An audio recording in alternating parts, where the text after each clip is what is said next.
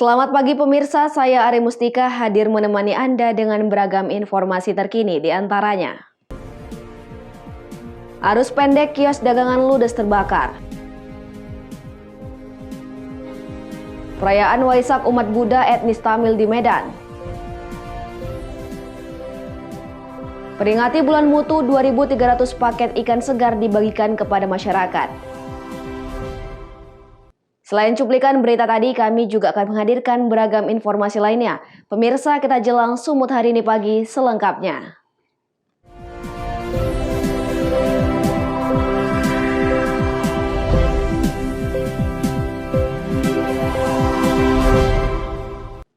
Kita ke informasi pertama pemirsa, kios dagangan yang menjual kebutuhan pokok di Pinang Lombang Bawah, Sungai Raja, Labuan Batu Utara ludes terbakar. Kebakaran diduga akibat arus pendek listrik pada kulkas yang berada di dalam kios tersebut. Tidak ada korban jiwa dalam peristiwa ini, namun kerugian ditaksir mencapai ratusan juta rupiah. Beginilah video amatir warga yang merekam kebakaran satu unit kios dagangan milik pasangan suami istri Goldon Harahap dan Sinar Rumaito Siregar yang menjual kebutuhan pokok di Jalin Sum, tepatnya di Dusun Pinang Lombang Bawah, Sungai Raja, Labuan Batu Utara, Sumatera Utara. Api yang berasal dari arus pendek ini dengan cepat membakar kios beserta isinya. Puluhan warga sekitar sempat berusaha memadamkan api dengan alat seadanya sebelum 2 unit mobil pemadam kebakaran Pemkab Labuan Batu Utara datang ke lokasi kebakaran. Kepala Desa Sungai Raja Heri Sahrijal Siregar mengatakan api berasal dari arus pendek listrik dan dengan cepat membakar seluruh isi kios yang merupakan barang dagangan kebutuhan pokok. Apa penyebab kebakaran Pak Kades? Arus pendek, korban jiwa tidak ada, Ya. cuma barang-barang lah yang habis. Ini kan apa? Kan di sampah. Di sampah ya. Kira-kira kerugian di kisaran 200 juta lah. Juta. Kata di sampah itu habis semua barangnya. Tidak ada korban jiwa akibat peristiwa kebakaran ini, namun kerugian ditaksir mencapai ratusan juta rupiah. Arus lalu lintas di Jalin Sum juga sempat mengalami kemacetan. Ucok Sitorus melaporkan untuk Eva Arena TV.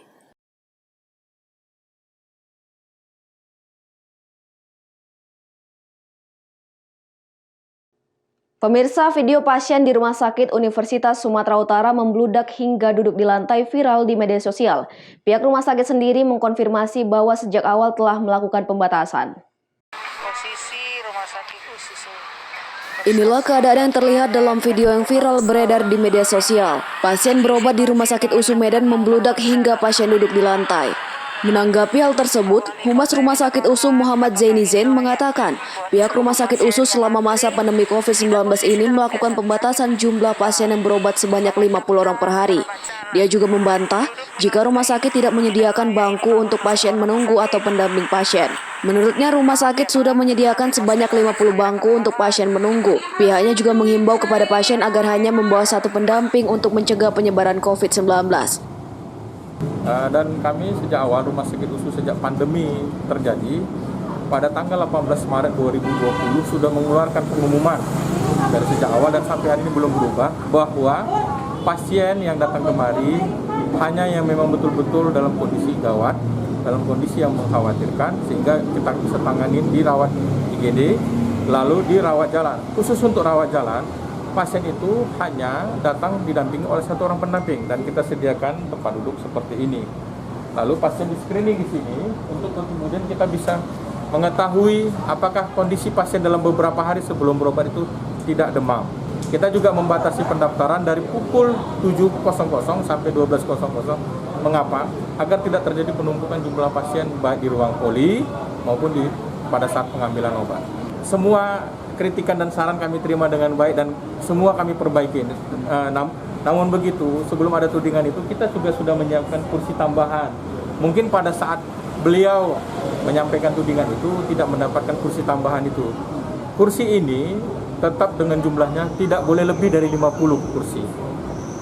Itu sesuai dengan perintah dari protokol kesehatan di mana dengan ruangan seperti ini maka jumlah orang tidak boleh lebih dari 50 orang. Meskipun demikian, pihak Rumah Sakit USU akan melakukan evaluasi dan pembenahan untuk kenyamanan bagi masyarakat yang akan berobat. Daniel Pekwali melaporkan untuk Eva Arena TV.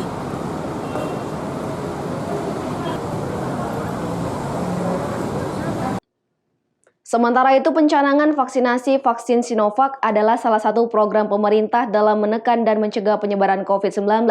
Namun diwacanakan biayanya dibebankan kepada perusahaan. Program vaksinasi nasional masih terus dilakukan agar seluruh masyarakat dapat divaksin secara merata guna memberikan inflan imunitas tubuh. Untuk itu, seluruh masyarakat diimbau untuk tidak takut divaksin dan bersama-sama mensukseskan program vaksinasi, selagi pencanangan vaksinasi COVID-19 masih digratiskan oleh pemerintah. Kepala Dinas Kesehatan Kota Sibolga Firman Syahulu mengatakan, vaksin Nusantara diwacanakan akan didistribusikan kepada perusahaan atau badan usaha dengan harga sekitar 300.000 per vial atau 1 dosis. Harap datang ke puskesmas terdekat sesuai dengan alamat masing-masing, sesuai di KTP untuk mendapatkan vaksinasi. Ini gratis, Pak? Gratis, mumpung lagi gratis. Jangan takut karena vaksin COVID-19 aman dan halal. Hingga sampai saat ini sudah lebih 1 bulan kita laksanakan vaksinasi di Kota Sibolga. Sampai saat ini belum ada kejadian ikutan pasca imunisasi yang membuat masalah. Tadi ada kata mumpung gratis gitu, Pak. Berarti ada kedepannya nanti berbayar vaksinasi gitu? Sudah ada wacana bahwa vaksin Nusantara itu akan diperjualbelikan, dipasarkan, dikomersialkan dengan wacana harganya sebesar 300.000. Dan ini nanti diperuntukkan untuk BUMN. Artinya kalau nanti ditujukan ke BUMN, ya perusahaan yang bersangkutan yang membayar. Itu 300.000 1 dosis atau? Iya, masih diwacanakan bahwa harganya sekitar 300.000 per vial. 2 kali suntik loh. Ini berarti 600.000. Selanjutnya dihimbau kepada masyarakat yang sudah divaksin agar tetap mematuhi aturan protokol kesehatan sesuai anjuran pemerintah karena masyarakat belum seluruhnya menerima vaksin sehingga dinilai masih dapat memicu penyebaran COVID-19. Seperti diketahui bahwa sejak 18 Mei 2021, pemerintah telah meresmikan program vaksinasi gotong royong, yakni vaksin dibeli oleh perusahaan, badan hukum, dan badan usaha dan menggratiskan vaksin kepada karyawan beserta keluarganya. Rizky Ramadan melaporkan untuk Eva Rina TV. Sumut hari ini masih akan kembali sesaat lagi, tetaplah bersama kami.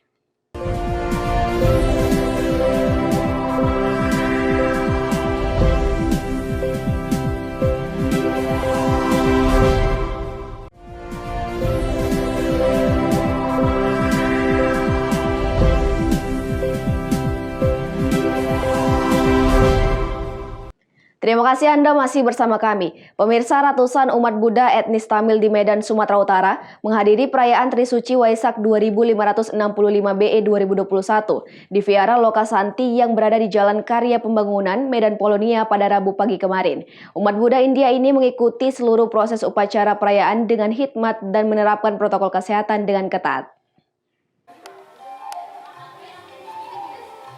Inilah proses memandikan arca Buddha yang dilakukan umat Buddha etnis Tamil di Vihara Lokasanti pada puncak perayaan Waisak 2565 BE tahun ini. Prosesi ini merupakan prosesi terakhir, di mana sebelumnya, sejak Rabu pagi berbagai rangkaian perayaan telah dilaksanakan, dan prosesi memandikan Buddha ini sebagai lambang penyucian diri. Upacara puncak perayaan Waisak di Vihara ini diawali dengan pradaksina di depan altar utama, kemudian dilanjutkan dengan ibadah dan doa, serta penyampaian Dhamma Desana oleh beberapa pandita. Usai proses ini, masing-masing umat melakukan ritual pemandian arca Buddha, sekaligus bersilaturahmi dengan umat lainnya, dan ada juga para umat yang melanjutkan dengan berdoa di altar utama.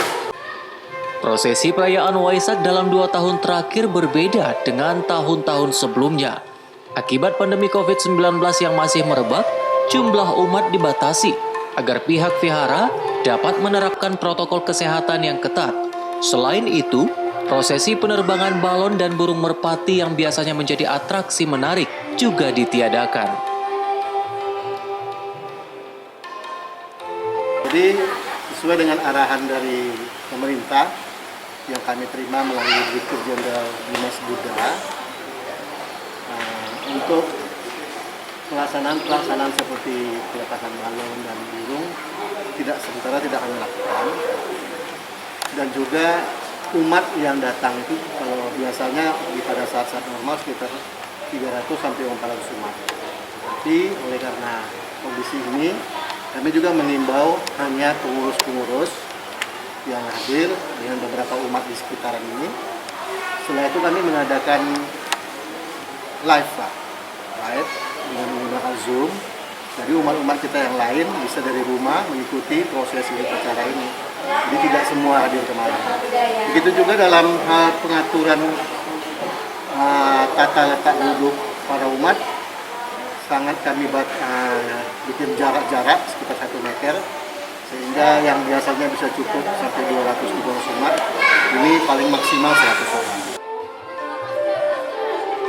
Pada perayaan Waisak kali ini, para umat Buddha etnis Tamil berdoa agar pandemi COVID-19 segera berakhir.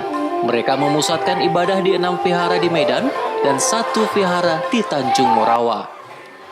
Daniel P. Kuali melaporkan untuk Evarina TV. Kita ke informasi lainnya, pemirsa. Memanfaatkan lahan persawahan milik warga, sekelompok anak muda kreatif di Labuan Batu Utara membangun objek wisata dengan menyediakan berbagai spot foto bagi pengunjung yang ingin mengisi waktunya untuk bersuah foto dengan latar belakang pematang sawah. Lokasi wisata teranyar di pinggiran kota Aikanopan yang dikelola anak-anak muda di Labuan Batu Utara yang menawarkan spot foto dengan pemandangan pematang sawah ini terletak di Jalan Lintas Sumatera, tepatnya di Desa Sidoa, Kecamatan Kuala Selatan, Labuan Batu Utara, Sumatera Utara. Di mana lokasi wisata yang pengerjaannya baru mencapai 65% ini nantinya diharapkan mampu memenuhi kebutuhan masyarakat untuk mengisi waktu liburannya bersama keluarga, khususnya di waktu sore hari. Seorang pengunjung Samsul yang sengaja datang bersama keluarga dari Tanjung Balai menyebutkan, lokasi wisata sawah ini diketahuinya dari sosial media yang lagi viral dan dirinya pun menikmati suasana pedesaan di wisata sawah Aikanopan ini dengan berbagai spot-spot fotonya. Kemarin kita ini sih searching dari Instagram, pokoknya dari sosial media lah. Kita tahu di sini ada wisata sawah Labura. Ya sengaja kemari memang mau ke wisata ini. Dengan siapa saja kemarin? Saya sih rame-rame dengan keluarga, sama istri, sama anak. Memang sengaja mau nikmatin sore-sore di sini. Dari mana bang? Dari Tanjung Balai. Tanjung Balai bang. Iya. Memang khusus ke Labura nih bang? Iya, khusus ke sini karena kita kemarin ngelihat dari postingan di Instagram, ya bagus, makanya ya udah sore ini memang sengaja mau kemari. Pengelola wisata sawah Arifin menjelaskan, pihaknya menjadikan lahan sawah ini menjadi lokasi wisata bertujuan agar masyarakat Labura memiliki tempat destinasi wisata untuk bersuah foto dan bersantai menikmati suasana pedesaan bersama keluarganya. Tak hanya menyediakan belasan spot foto dengan berbagai bentuk menarik, pihaknya juga menyediakan permainan motor ATV bagi para pengunjung. Mungkin masyarakat Labura yang istilahnya haus dengan wisata, mungkin dengan adanya kami kelola ini menjadi daya wisata di kabupaten ini. Pengelolaan ini pribadi atau ada bantuan dari pemerintah kabupaten bang? Oh, kalau untuk saat ini masih pribadi, tapi ya didukung juga lah oleh Pemda setempat. Proses pembangunan wisata ini bang, apakah sudah full atau masih dalam pengerjaan bang? Kalau untuk saat ini masih pengerjaan, pengembangan 65% masih kita. Rancangannya ya kita juga akan membuat seperti lesehan untuk tempat makan, bersantai keluarga, dan tempat spot fotonya juga kita kembangkan lagi, nanti kita perbanyak. Pengelola menjadikan persawahan milik warga ini menjadi lokasi wisata yang menarik perhatian dengan berlatarkan pematang sawah yang terbuka. Dan nantinya lokasi ini akan menyediakan fasilitas penunjang lainnya guna kenyamanan dan keamanan para pengunjung. Ucok Sitorus melaporkan untuk Evarina TV. Sementara itu pemirsa, di desa Stabat Lama di Kecamatan Wampu, Kabupaten Langkat, Sumatera Utara merupakan desa tua yang masih banyak menyimpan bukti-bukti sejarah peninggalan kerajaan Melayu Langkat. Ketika berkunjung ke desa ini, Anda akan merasakan seolah mundur 100 tahun lalu saat berdirinya perkampungan Melayu di bawah kerajaan Melayu Langkat.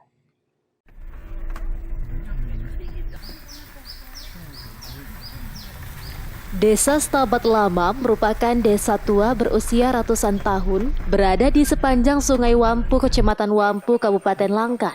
Di desa ini masih banyak ditemukan rumah-rumah panggung, rumah khas Melayu yang berusia mencapai 1 abad dan masih digunakan untuk tempat tinggal. Desa ini menyimpan peninggalan sejarah kerajaan Melayu Langkat yang hingga saat ini masih dengan mudah dilihat, seperti makam Raja-Raja Langkat dan peralatan perang kerajaan Langkat milik seorang panglima perang. Selain itu, tempat pemandian Putri Langkat juga masih bisa ditemui di desa ini. Untuk menjaga agar makam Raja Langkat tetap terjaga, pagar setinggi 1 meter pun didirikan mengelilingi makam Raja-Raja Langkat. Sementara benda bersejarah dari kerajaan Langkat berupa peralatan perang seperti senjata api dan pedang masih tersimpan dari salah seorang keturunan panglima perang bernama Panglima Banding. Senjata api meriam berukuran 20 cm bernama Rempaka diyakini berasal dari kerajaan Turki yang diberikan kepada kerajaan Melayu Langkat ketika perang kerajaan Melayu Langkat menghadapi penjajah Belanda. Sementara pedang milik Panglima Bayang kondisinya telah keropos pada bagian dalamnya.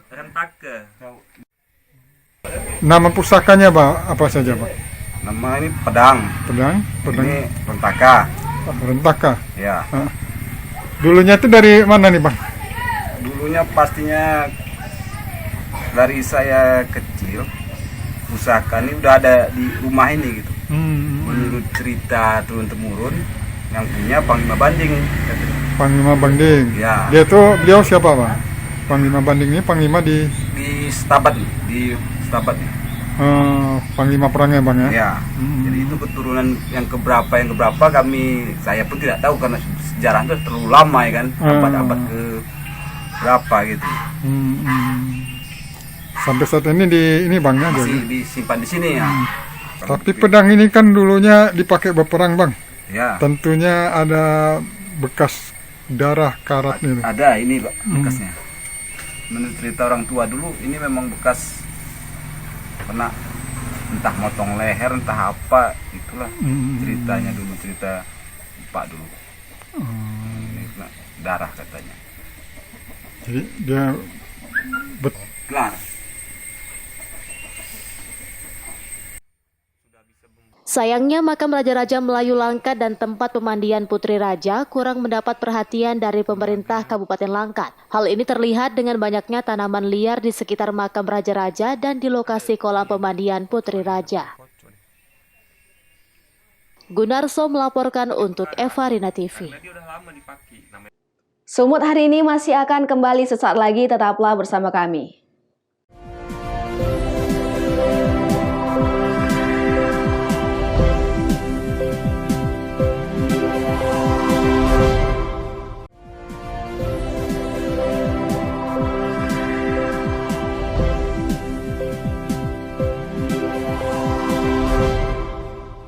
Terima kasih Anda masih bersama kami. Pemirsa, memperingati Bulan Mutu, Stasiun Karantina Ikan Pengendalian Mutu dan Keamanan Hasil Perikanan Menteri Kelautan dan Perikanan menginstruksikan untuk membagikan 2.300 paket ikan segar kepada masyarakat terdampak COVID-19 yang ada di 8 kecamatan di Kota Medan.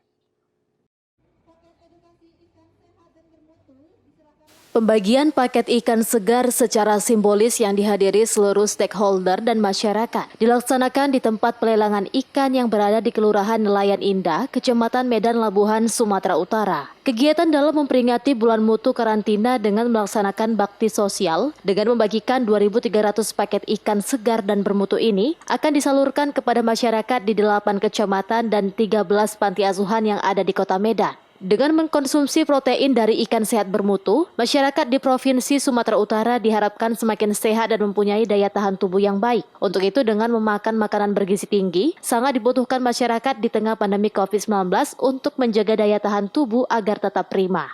Kepala Pusat Standarisasi Sistem dan Kepatuhan mengatakan, Menteri Kelautan dan Perikanan menginstruksikan untuk melaksanakan kegiatan secara serentak se-Indonesia dengan membagikan ikan segar bermutu kepada masyarakat yang terdampak COVID-19. Bermutu kepada masyarakat memang baru berlangsung 2 tahun ini. Semenjak adanya wabah COVID ini sehingga masyarakat banyak yang terdampak. Waktu itu pimpinan kita, Menteri Kelautan dan Perikanan, menginstruksikan agar ada kegiatan membagikan ikan sehat bermutu untuk penanggulangan COVID. Kita tahu bahwa ikan mengandung mineral-mineral dan nilai gizi yang cukup ampuh untuk menanggulangi COVID. Kegiatan bakti sosial di seluruh Indonesia yang dilakukan Stasiun Karantina Ikan Pengendalian Mutu dan Keamanan Hasil Perikanan akan menjadi agenda rutin setiap tahun dan dapat mendorong peningkatan gerakan masyarakat sadar mutu dan karantina serta mendukung implementasi instruksi Presiden nomor 1 tahun 2017 tentang gerakan masyarakat hidup sehat. Wahyu Pratama melaporkan untuk Evarina TV. Informasi berikutnya, pemirsa, Kantor Perwakilan Bank Indonesia Cabang Pematang Siantar, Sumatera Utara mengadakan pembinaan dan pelatihan kepada pelaku UMKM melalui program MUBI. Program ini bertujuan untuk membangun semangat dalam mengembangkan produk yang berkualitas dan siap bersaing di pasaran.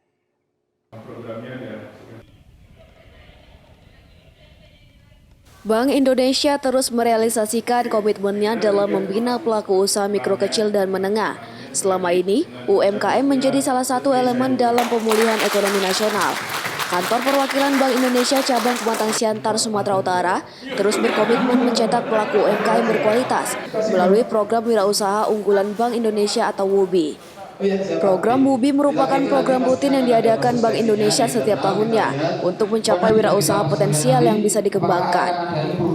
Dalam pengembangannya, Bank Indonesia mengimplementasikan melalui 4 level, yaitu UMKM potensial, sukses, siap digitalisasi, dan potensial ekspor. Para pelaku UMKM yang masuk dalam program WUBI merupakan hasil seleksi internal Bank Indonesia setiap tahunnya. Sebanyak 25 pelaku UMKM dari berbagai daerah di wilayah kerja Kantor Perwakilan Bank Indonesia Cabang Pematang Siantar akan diberikan pelatihan. Salah satunya pelatihan Go Digital untuk meningkatkan kemampuan manajerial usaha dan mengubah pola pikir melalui kegiatan bootcamp selama 3 bulan. Kepala Kantor Perwakilan Bank Indonesia Pematang Siantar, Edi Rahmanto Hidayat, berharap di era digitalisasi produk UMKM dapat bersaing di pasar daerah dan luar daerah, nasional maupun internasional.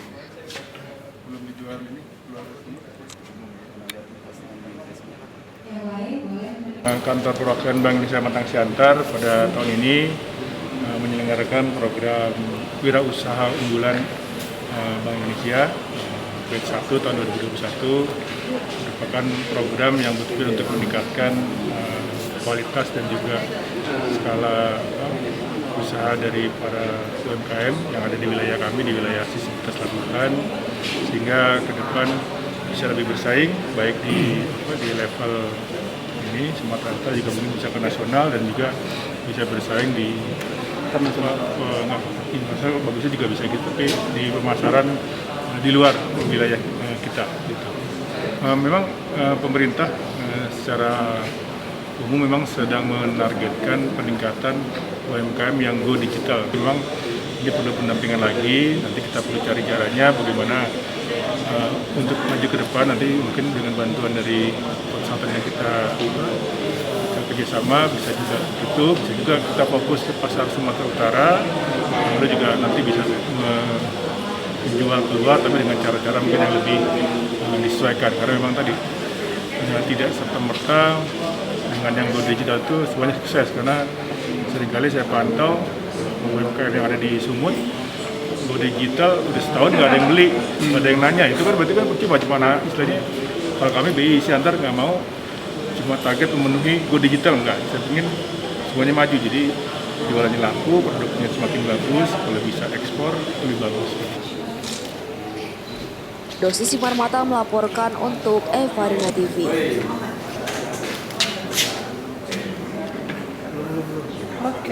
Pemirsa, demikianlah rangkaian informasi dalam Sumut hari ini pagi. Saya Remustika mewakili kerabat kerja yang bertugas, pamit undur diri. Terima kasih dan sampai jumpa.